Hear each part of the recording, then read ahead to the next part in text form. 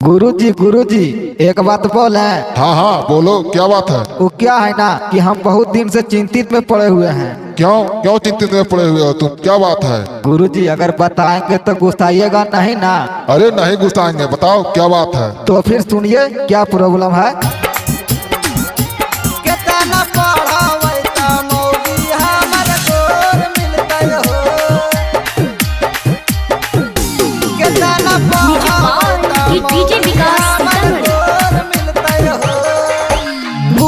गुरुजी कैसन धनिया मोर मिलते हो।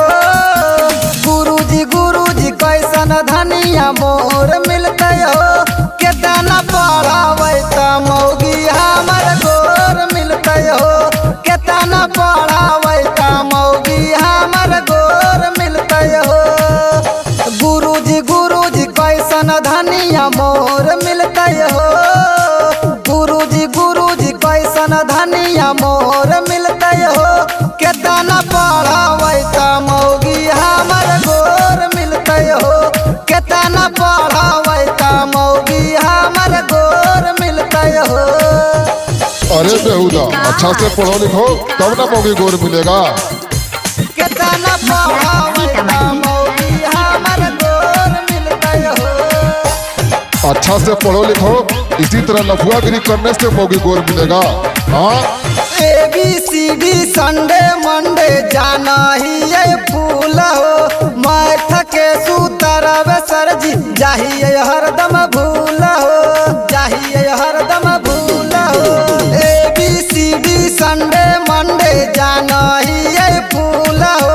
मैथ के सूत्रवे सरजी चाहिए हरदम भूल हो। पूरा हो तैयार माना जे कृपा तोर मिलते हो। पूरा हो तैयार माना जे कृपा तोर मिलते हो। केतना पढ़ावे त मौगी हमर गोर मिलते हो। केतना पढ़ावे त मौगी हमर गोर मिलते हो। मिलेगा मिलेगा, अच्छा से मन लगा कर पढ़ो तो जरूर मिलेगा।